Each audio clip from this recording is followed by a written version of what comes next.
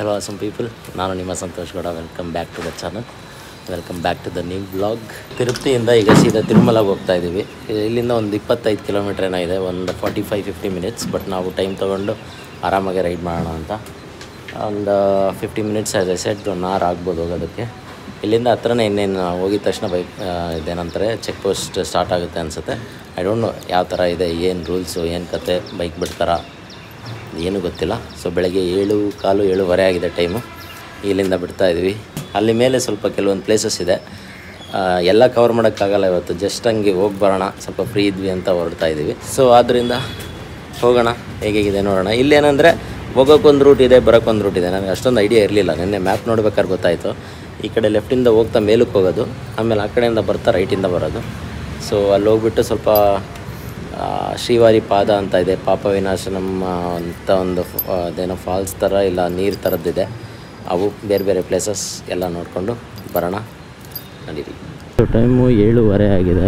ಇದು ಅನ್ನಮಯ್ಯ ಸರ್ಕಲಿಂದ direct road plus railway station, ಅಂದರೆ ಇದು coaching depot, not the railway station. Railway station ಆ ಕಡೆ ಬರುತ್ತೆ. ಈ ರೋಡಲ್ಲಿ ಹೋಗಿ ಆ ಕಡೆ ಮೇನ್ ರೋಡ್ಗೆ ಹೋಗ್ಬೇಕಷ್ಟೆ.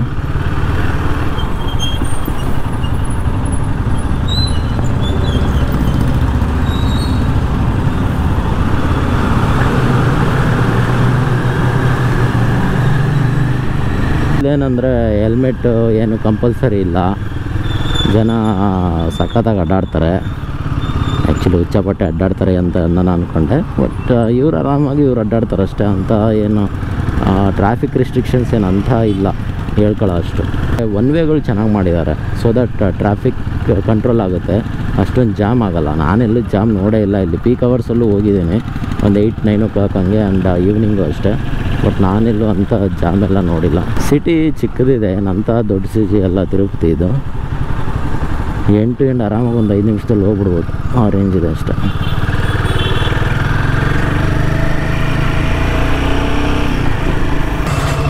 ನಾರ್ಮಲ್ లేదా 500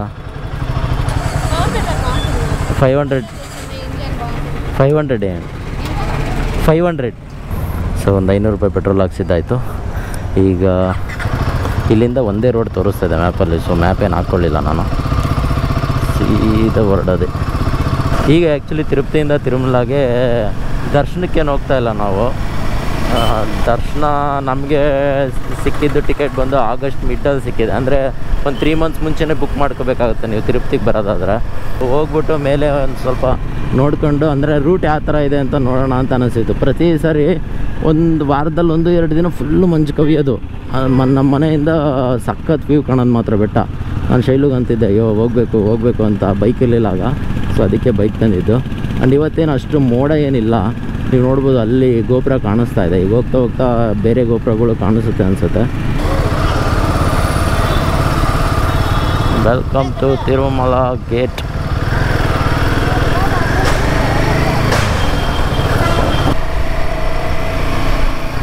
ಓ, this is the famous entry.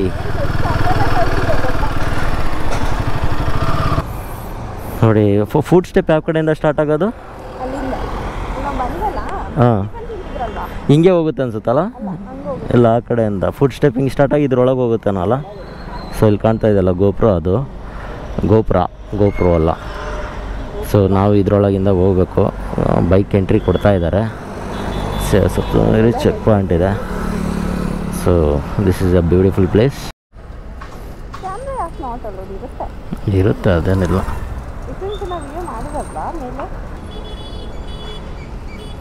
ಅಲ್ಲಿ ಹಾಕಿದ್ದಾರೆ ನೋಡಿ, 2 wheelers.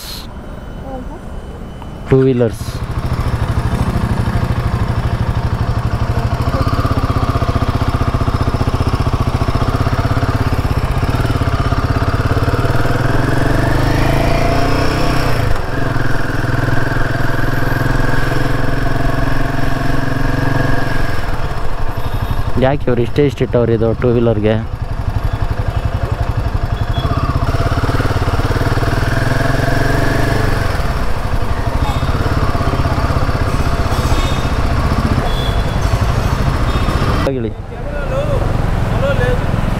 తీసి పెట్టాలనా?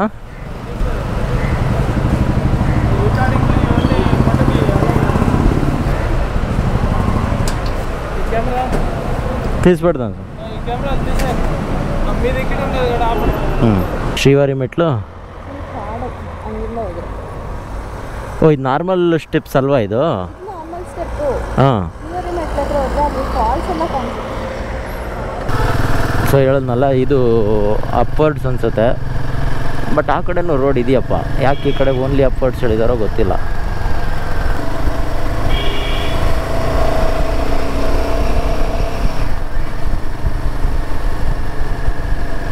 ಇನ್ನು ಫುಲ್ ಫಾಗಿ ಇದ್ದಾಗ ಬಂದಿದ್ರೆ ಇನ್ನೂ ಸೂಪರ್ ಆಗಿರೋದು ಅನ್ಸುತ್ತೆ. ಈಗಲೇ ಇಷ್ಟು ಗ್ರೀನ್ರಿ ಕಾಮ್ನೆಸ್ ಆಗಿದೆ. ಫುಲ್ ಅಂದರೆ ಮೋಡ ಇದೆಯಲ್ಲ, ಇನ್ನೂ ಬಿಸಿಲನ್ನಾಗ ಬಂದಿಲ್ಲ. ಟೈಮ್ 8 ಗಂಟೆ ಆಗಿದೆ. ನನ್ನ ಪ್ರಕಾರ ಈ ಬಸ್ಗಳಂತೂ ಇದ್ದೇ ಇರ್ತಾವೆ ಅನ್ಸುತ್ತೆ, ಬಸ್ಸು ಕಾರು. ಅದೇ ಯಾವಾಗಲೂ ಇನ್ನೇನು ಅಡ್ಡಾಡ್ತಾನೆ ಇರ್ತಾರಲ್ಲ. ಸೊ ಇದೇ ಕಾರಣಕ್ಕೆ ಇಲ್ಲಿ ಒನ್ ವೇ ಮಾಡಿರೋದು. ಸುಮ್ಮನೆ ಆ ಕಡೆ ಈ ಕಡೆ ಎರಡೂ ಕಡೆ ಅಡ್ಡಾಡಿದ್ರೆ ಪ್ರಾಬ್ಲಮ್ ಆಗ್ತವೆ ಅಂತ. ಅವ್ರು ಎಲ್ರಿಗೂ ಜನ ಒಂದು ಲೆಫ್ಟ್ ಲೈನಲ್ಲಿ ಮಾತ್ರ ಹೋಗ್ತಾರೆ, ಭಯ ಆಪೋಸಿಟಲ್ಲಿ ಅವನ ಬಂದುಬಿಟ್ರೆ ಅಂತ.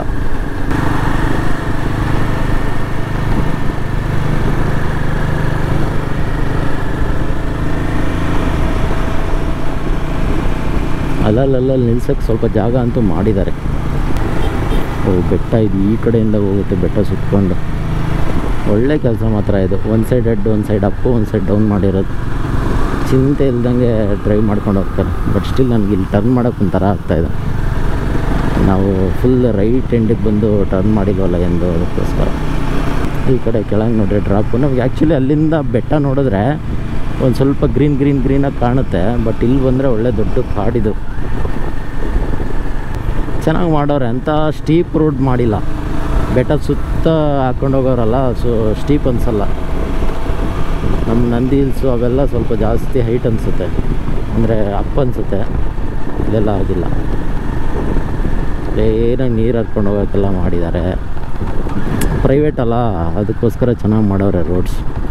ಫುಲ್ಲು ಮಾನ್ಸೂನ್ ಪೀಕಲ್ಲಿ ಬಂದರೆ ಇಲ್ಲೆಲ್ಲ ಹರಿತಾ ಇರುತ್ತೆ ಅನಿಸುತ್ತೆ ನೀರು.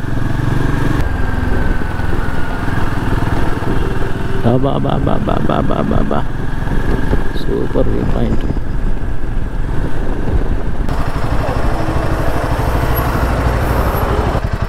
ಸೂಪರ್ ವ್ಯೂ ಇದೆ ಮಾತ್ರ. ಇನ್ನು ನೋಡಿ ಅಲ್ಲಿ ಮೇಲೆ ಎಲ್ಲ ಹೋಗ್ತಾ ಇದೆ.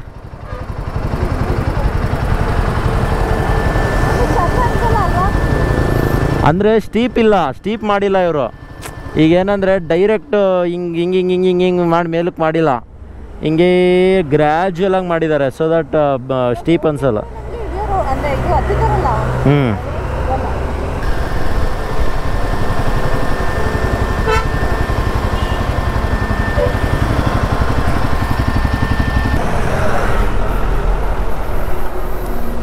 ಓಹೋ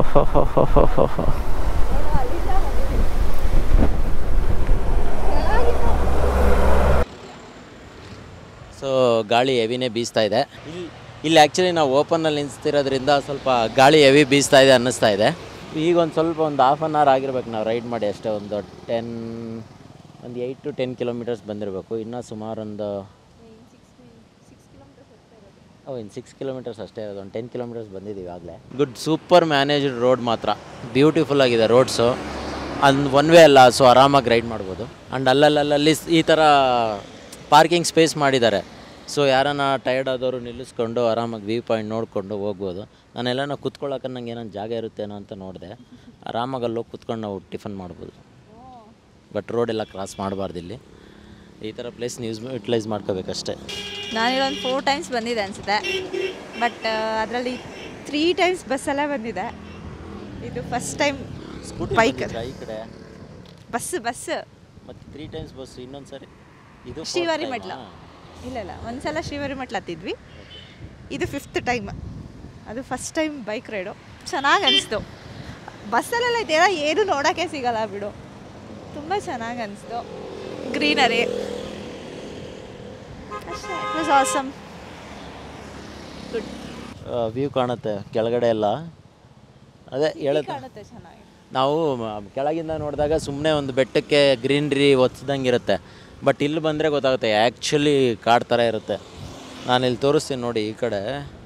ಈ ಕಡೆ ಆ ರೋಡ್ಸ್, ಈ ಕಡೆ ನೋಡಿದ್ರೆ ಆ ರೋಡ್ಸ್ ಬಿಟ್ಟರೆ ಇನ್ನು ಇಲ್ಲಿ ಈ ಕಡೆ ಎಲ್ಲ ಹೆವಿ ಕಾಡೆ. ಹಾಂ, ಆ ಕಡೆನೂ ಅಷ್ಟೇ ನೋಡಿ, ಇಲ್ಲೆಲ್ಲ ಡೌನಲ್ಲಿ, ಇಲ್ಲೆಲ್ಲ ಅಷ್ಟೇ ಕಾಡು ಪ್ರದೇಶ. ಈ ರೇಂಜ್ ಮಾತ್ರ ಸಖತ್ ಇಷ್ಟ ಆಯ್ತು ನನಗೆ. ಓಕೆ, ನಡೀರಿ ಇಲ್ಲಿಂದ ಹೊರಡೋಣ. ಮೇಲೆ ಎಲ್ಲ ಇನ್ನೊಂದು ಚೆನ್ನಾಗಿರೋ ಪ್ಲೇಸ್ ಸಿಕ್ಕರೆ ಅಲ್ಲಿ ಕುತ್ಕೊಂಡು ಟಿಫನ್ ಮಾಡೋಣ. ಟಿಫನ್ ಆ್ಯಕ್ಚುಲಿ ಮನೆಯಿಂದ ತಂದಿದ್ವಿ. ವೆಲ್ ಮೇಂಟೈನ್ ಮಾಡಿದ್ದಾರೆ ಮಾತ್ರ. ಮಳೆಗಾಲದಲ್ಲಿ ಸೈಡಲ್ಲೆಲ್ಲ ನೀರು ಹೋಗೋದಕ್ಕೆ ಕ್ಲೀನಾಗಿ ವೇ ಮಾಡಿದ್ದಾರೆ. ಅಲ್ಲಿ ನೋಡಿ, ಇಲ್ಲೆಲ್ಲ ಕಲ್ಲು ಜೋಡಿಸಿದ್ದಾರೆ, ಸಿಮೆಂಟ್ ಹಾಕವ್ರೆ, ತಿರ್ಗಿ ಸಿಮೆಂಟ್ ಮೆಶ್ ಥರ ಹಾಕಿದ್ದಾರೆ. ಆ್ಯಂಡ್ ರೋಡ್ಸ್ ಮಾತ್ರ ಎಕ್ಸಲೆಂಟಾಗಿದ್ದಾವೆ. ಹಿಂಗೆ ನಮ್ಮ ಚಾರ್ಮಡಿ ಹಿಂಗೆ ಮಾಡ್ಬೋದು, ಬಟ್ ಮಾಡಲ್ಲ ಅಷ್ಟೇ ನಮ್ಮವರು. ಏನಂದ್ರೆ ರೋಡ್ ಎಂಡಿಗೆ ಈ ಥರ ಒಂದು ಮಾಡಿಬಿಟ್ಟು ಈ ಥರ ಕಟ್ಟೆ ಹಾಕಿದ್ರೆ ಅಲ್ಲೂ ಸ್ಲೈಡ್ ಆಗ್ತಾ ಇರುತ್ತೆ, ಬಟ್ ಕ್ಲಿಯರ್ ಮಾಡ್ಬೋದು. ನೋಡಿ, ಎಲ್ಲೆಲ್ಲಿ ಆಗಲ್ವೋ ಅಲ್ಲಿ ಬಿಟ್ಬಿಟ್ಟು ಎಲ್ಲೆಲ್ಲಿ ಸ್ಲೈಡ್ ಆಗೋ ಚಾನ್ಸಸ್ ಇರುತ್ತೋ ಅಲ್ಲೆಲ್ಲ ಹಾಕಿದ್ದಾರೆ ಈ ಥರ.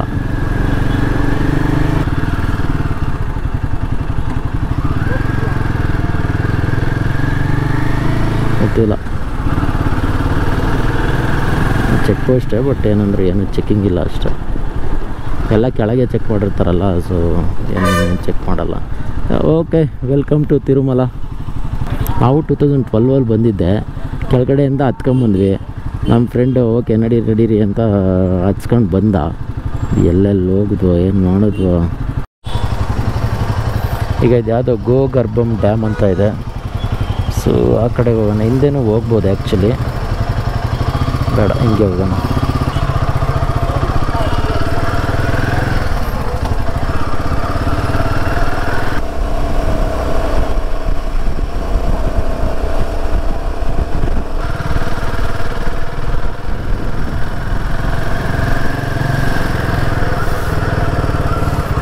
ನೋಡಿ ಇಲ್ಲಿ, ಸೊ ಇದು ಗೋಗರ್ಭಂ ಅಂತ, ಗೋಗರ್ಭಂ ಡ್ಯಾಮ್ ರಿಸರ್ವಾಯರ್.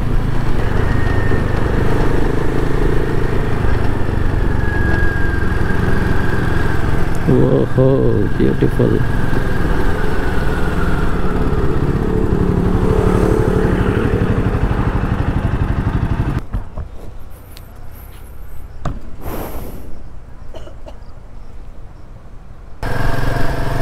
ಸೊ ಈಗ ಗೋಗರ್ಭಂ ಡ್ಯಾಮ್ ನೋಡಿದ್ದು ಆಯಿತು.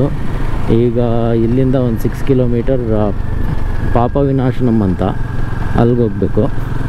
ಫಸ್ಟ್ಗೆ ಆಕಾಶಗಂಗಾ ಸಿಗುತ್ತೆ, ಅದಾದಮೇಲೆ ನಮಗೆ ಪಾಪವಿನಾಶನಂ ಸಿಗುತ್ತೆ. ಊಟಿ ಕೊಡೈಕೆನಾಲ್ ಫೀಲಿಂಗ್ಸ್.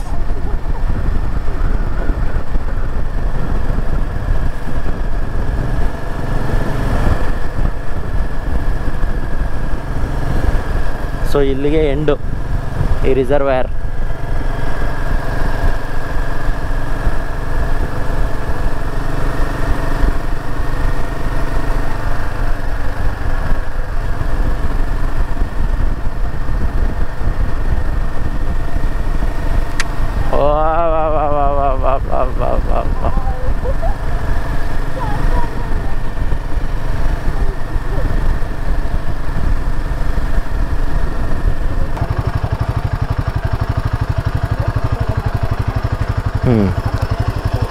ಸೊ ಇಲ್ಲಿ ಯಾವುದೋ ಒಂದು ಮಂಟಪಂ ಅಂತ ಸಿಕ್ತು, ಬೈಕ್ ಅಲ್ಲಿ ಪಾರ್ಕ್ ಮಾಡಿದ್ದಾಯಿತು. ಟಿಫನ್ ಮಾಡಬೇಕಿತ್ತು, ಅದಕ್ಕೆ ಹಿಂಗೆ ಹುಡ್ಕೊಂಬಂದ್ವಿ. ಇದೇನೋ ಮಂಟಪ ಮಾಡಿದ್ದಾರೆ, ಅಂದರೆ ಇದು ಈಗಿಂದು, ಏನು ಹಳೇದೇನಲ್ಲ.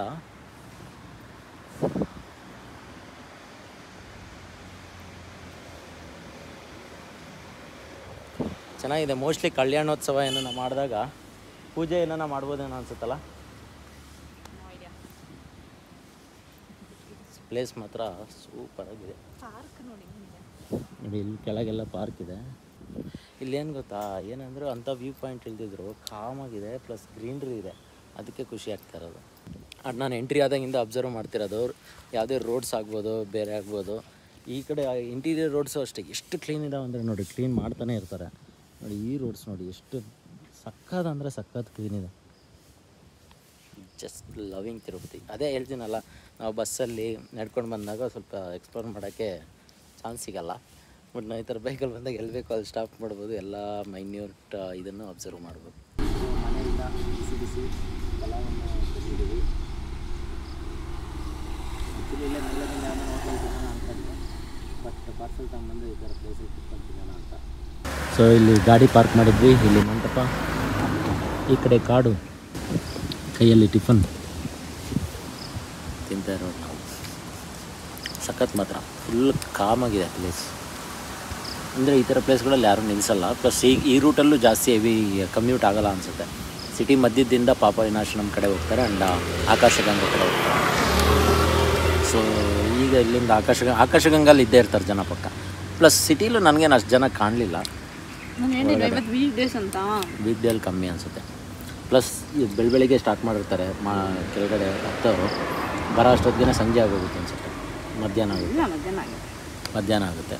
ಸೊ ಅದಕ್ಕೆ ಮಧ್ಯಾಹ್ನ ಮೇಲೆ ಜಾಸ್ತಿ ಜನ ಇರ್ತಾರೆ. ಆ್ಯಂಡ್ ಇವಾಗೆಲ್ಲ ಸ್ಕೂಲ್ ಸ್ಟಾರ್ಟ್ ಆಗಿದೆಯಲ್ವಾ, ಇಲ್ಲಿ ಸ್ವಲ್ಪ ಕಡಿಮೆ ಜನನೇ. ಮೇ ಜೂನ್ ಆ ಟೈಮಲ್ಲಿ ಬಂದರೆ ಹೆವಿ ಜನ. ಒಳ್ಳೆ ಟಿಫನ್ ಆಯಿತು ಕಾಡಿನ ಮಧ್ಯೆ. ಪೀಸ್ಫುಲ್ ಆಗಿತ್ತು. Super experience. ಆ್ಯಂಡ್ ಈಗ ಪಾಪ ವಿನಾಶನಂ ಇಲ್ಲಿಂದ 4 ಇದೆ. ಈಗ ಆಕಾಶಗಂಗಾ ಅಂತ ಹೋಗ್ತಾ ಇದ್ದೀವಿ.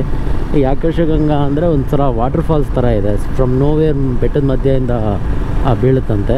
ಒಂದು ಜಸ್ಟ್ ಚಿಕ್ಕದಾದ ಸ್ಟೋರಿ ಹೇಳ್ಬೇಕಂದ್ರೆ, ಅಲ್ಲಿ ಆಕಾಶಗಂಗಾ ಹತ್ರ ಒಂದು ಟೆಂಪಲ್ ಇದೆಯಂತೆ. ಅಲ್ಲಿ ಸುಮಾರು ವರ್ಷಗಳ ಹಿಂದೆ, ಅಂದರೆ 1000 ವರ್ಷಗಳ ಹಿಂದೆನೋ, 5000 ವರ್ಷ, 1000 ವರ್ಷದ ಹಿಂದೆನೋ, 2000 ವರ್ಷದ ಹಿಂದೆನೋ ಒಬ್ಬ ಪೂಜಾರಿ ಅಲ್ಲಿ ದಿನ ಪೂಜೆ ಮಾಡ್ತಿದ್ದಂತೆ. ಇಲ್ಲಿಂದ ಪಾಪ ವಿನಾಶನಮಿಂದ ಅಲ್ಲಿಗೆ ನೀರು ತಗೊಂಬಂದು ಪೂಜೆ ಮಾಡ್ತಿದ್ದಂತೆ. ಸೊ ದೇವರು ವೆಂಕಟೇಶ್ವರ ಒಂದು ಹೂವಿನ ರೂಪ ತಾಳ್ಬಿಟ್ಟು ಆ ನೀರು ತರೋದು ನೋಡಿಬಿಟ್ಟು ಆ ಪೂಜಾರಿಗೆ ನನಗೆ ನೀರು ಬೇಕು ಕೊಡಿ ಅಂದರೆ, ಪೂಜಾರಿ ರೆಫ್ಯೂಸ್ ಮಾಡಿ, ಇಲ್ಲ ಇದು ದೇವ್ರ ಪೂಜೆಗೆ ಬೇಕು ಅಂತೇಳಿ ಕೊಡಲ್ವಂತೆ. ಕೊಡೋದಂಗೆ ಹಂಗೆ ಮುಂದೆ ಹೋಗ್ಬೇಕಾದ್ರೆ ಹೂವು ಒಂದು ಏನಂತೆ ಇದು ಬಾಣ ಬಿಟ್ಬಿಟ್ಟು ಆ ಮಡಿಕೆಗೆ ತೂತು ಮಾಡಿ ಅದರಿಂದ ನೀರು ಬರೋಂಗೆ ಮಾಡಿ ಅದರಿಂದ ನೀರು ಕುಡಿಯುತ್ತಂತೆ. ಸೊ ಅದರಿಂದ ಕೋಪಗೊಂಡ ಇವರು ಪೂಜಾರರು ವಾಪಸ್ ತಿರ್ಗಾ ಹೋಗ್ಬಿಟ್ಟು ಪಾಪನಾಶನಂ ಫಾಲ್ಸ್ಗೆ ಹೋಗಿ ಅಲ್ಲಿಂದ ತರಬೇಕಾದ್ರೆ ಹೂವು ಕೋಪ ಮಾಡ್ಕೊಬೇಡಿ ಆಚಾರ್ರೆ, ನಿಮ್ಗೊಂದು ಮುಂದೆ ಇಲ್ಲಿ ಆಕಾಶಗಂಗಾ ಎಲ್ಲೇ ಒಂದು ನೀರು ಬರೋಂಗೆ ಮಾಡ್ತೀನಿ ಅಂತ ಹೇಳ್ಬಿಟ್ಟು, ಸೊ ಆ ಅಂಜನಾದ್ರಿ ಬೆಟ್ಟಕ್ಕೆ ಬಾಣ ಬಿಟ್ಟು ಅಲ್ಲಿಂದ ನೀರು ಚಿಮ್ಮುತ್ತಂತೆ. ಸೊ ಅದೇ ಆಕಾಶಗಂಗಾ ಆಗುತ್ತೆ ಅಂತ. ಆವಾಗಿಂದ ಪೂಜಾರರು ಅಲ್ಲಿ ಬರೋ ವಾಟರ್ ಫಾಲ್ಸಿಂದನೇ ನೀರು ತಗೊಂಡು ಪೂಜೆ ಮಾಡ್ತಿದ್ರು ಅಂತ ಪ್ರತೀತಿ. ಸೊ ಈಗ ಆ ವಾಟರ್ ಫಾಲ್ಸ್ಗೆ ಹೋಗಿ ಆಕಾಶಗಂಗಾ ಆದರೆ ಆಕಾಶದಿಂದ ಬೀಳ್ತಕ್ಕಂಥ ಗಂಗಾ ನೋಡ್ಕೊಂಬರೋಣ. ಅದಾದಮೇಲೆ ಪಾಪ ವಿನಾಶನಂ ಅಂತ ಅಲ್ಲಿಗೆ ಹೋಗೋಣ. ಸೊ ಇದು ಆಕಾಶಗಂಗಾ ಪಾರ್ಕಿಂಗು. ಇಲ್ಲಿ ಬಂದಿದ್ದೀವಿ. ಇಲ್ಲಿ ನಿಲ್ಲಿಸ್ಬಿಟ್ಟು ಇಲ್ಲಿಂದ ಕೆಳಗೆ ನಡ್ಕೊಂಡು ಹೋಗೋಕ್ಕೆ ಎಷ್ಟು ದೂರ ಇದೆ ಗೊತ್ತಿಲ್ಲ. 360 ಆ್ಯಂಡ್ ದೆನ್ ಮೊಬೈಲ್ ವ್ಯೂ ಹಾಕ್ತೀನಿ, ನೋಡ್ಕೊತಾ ಇರಿ.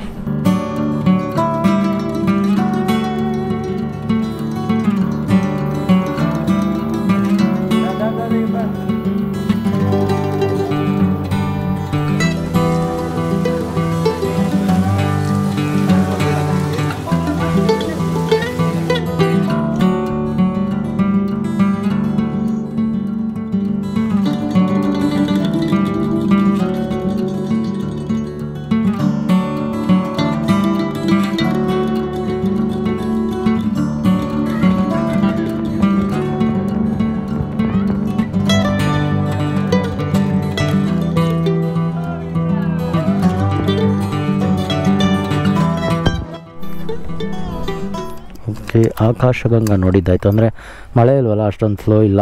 ಇನ್ನು ಮಳೆ ಬಂದ್ರೂ ಅದು ಇಲ್ಲಿ ಬಿದ್ದಿರೋ ನೀರೇ ಬರಬೇಕಲ್ಗಲ್ವಾ, ಇಲ್ಲ ಅಂದರೆ ಇಲ್ಲಿಂದ ಬರೋದು, ಕೆಳಗಿಂದ ಬರೋದು ಜಾಸ್ತಿ ಬರುತ್ತೆ ಅನಿಸುತ್ತೆ. ನಾನು ಫೋಟೋಲ್ಲಿ ನೋಡಿದ್ದು ಫುಲ್ ಜಾಸ್ತಿ ಫಾಲ್ಸ್ ಇತ್ತು. ಸೊ ಇಲ್ಲಿಂದ ಪಾಪ ವಿನಾಶನಂ ಇನ್ನೇನು ಹತ್ರ ಇದೆ. ಸೊ ಅದು ಆಕಾಶಗಂಗಾ ಸ್ಟೋರಿ. ಆದರೆ ಪಾಪ ವಿನಾಶನಂ 2 ಕಿಲೋಮೀಟ್ರ್ ಇದೆ. ಈ ಪಾಪ ವಿನಾಶನಂ ಏನಂದರೆ ಅಲ್ಲೂ ಸಹ ಡೈರೆಕ್ಟ್ ವೆಂಕಟೇಶ್ವರ ಪಾದನಿಂದ ನೀರು ಬರುತ್ತೆ ಅನ್ನೋದು. ಅಂದರೆ ಈ ಬೆಟ್ಟದಲ್ಲಿ ಎಲ್ಲಿಂದ ಬಂದ್ರೂ ಒಂಥರ ಪವಿತ್ರವಾದ ನೀರು ಅನ್ನಂಗೆ ಕನ್ಸಿಡರ್ ಮಾಡ್ತಾರೆ.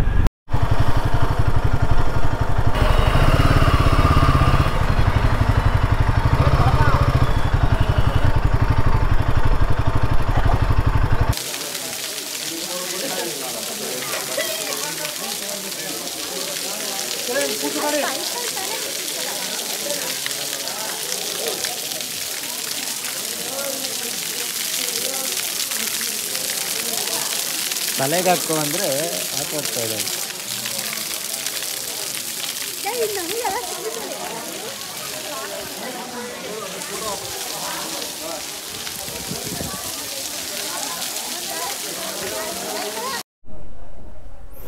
ಓಕೆ, ಟೈಮ್ ಬಂದು ಎಷ್ಟಾಗಿದೆ, 11 ಗಂಟೆ ಆಗಿದೆ. ಈಗ ಪಾಪನಾಶ್ರಮ ಬಿಡ್ತಾ ಇದ್ದೀವಿ. ಇಲ್ಲಿಂದ ಇನ್ನೇನು ರಿಟರ್ನ್ ಬೇಗ ಹೋಗಬೇಕು ಮನೆಗೂ. ಸೊ ಇನ್ನು ಬೇರೆ ಪ್ಲೇಸಸ್ ಬೇರೆ ಟೈಮ್ ನೆಕ್ಸ್ಟ್ ಟೈಮ್ ಬಂದಾಗ ನೋಡೋಣ. ಓಕೆ, ಇಲ್ಲಿಂದ 6 ಕಿಲೋಮೀಟ್ರ್ ಇದೇ ಎಂಡ್, ಇದೇ ಡೆಡ್ ಎಂಡ್. ಇನ್ನು ಇದಕ್ಕೋಸ್ಕರನೇ ಮಾಡಿದ್ದಾರೆ ರೋಡು. ಆ ಸ್ಟೋರಿ ಫುಲ್ ಕಂಪ್ಲೀಟ್ ಮಾಡೋದನ್ನೂ ಇಲ್ಲ ನಿಮಗೆ. ಅಲ್ಲಿ ನೀರು ಬರುತ್ತಲ್ಲ, ಅದ್ರಲ್ಲಿ ಸ್ನಾನ ಮಾಡ್ಕೊಂಡ್ರೆ ಇಲ್ಲ ನೀರನ್ನ ತಲೆ ಮೇಲೆ ಹಾಕ್ಕೊಂಡ್ರೆ ಪಾಪ ಎಲ್ಲ ನಾಶನ ಆಗುತ್ತೆ ಅನ್ನೋ ಪ್ರತೀತಿ. ಇಲ್ಲಿ ನೆಕ್ಸ್ಟ್ ಒಂದು ಸಾರಿ ಫುಲ್ಲು ಮೋಡ ಇದ್ದಾಗ ಒಂದು ಸಾರಿ ಬರ್ತೀನಿ. ನಾನೇ ಬೆಳಗ್ಗೆ ಹೊತ್ತು ಬಂದುಬಿಡ್ತೀನಿ. ಫುಲ್ ಮಳೆ ಮೋಡ ಇದ್ದಾಗ ಆವಾಗಿಂದ ಹೆಂಗಿರುತ್ತೆ ನೋಡೋಣ. ಸಾಕಾತಿರುತ್ತೆ ಅನಿಸುತ್ತೆ ನನ್ನ ಪ್ರಕಾರ. ಇವತ್ತು ಸ್ವಲ್ಪ ಡ್ರಿಸಲ್ ಆಗ್ತಾಯಿದೆ. ಏನು ಬಂದಪ್ಪ ಇವನು. Way to Tirupati. ಇಲ್ಲಿಂದ ಒಂದು 19-20 ಕಿಲೋಮೀಟ್ರ್. ಇದೇನಾ ಪಾದಯಾತ್ರೆ?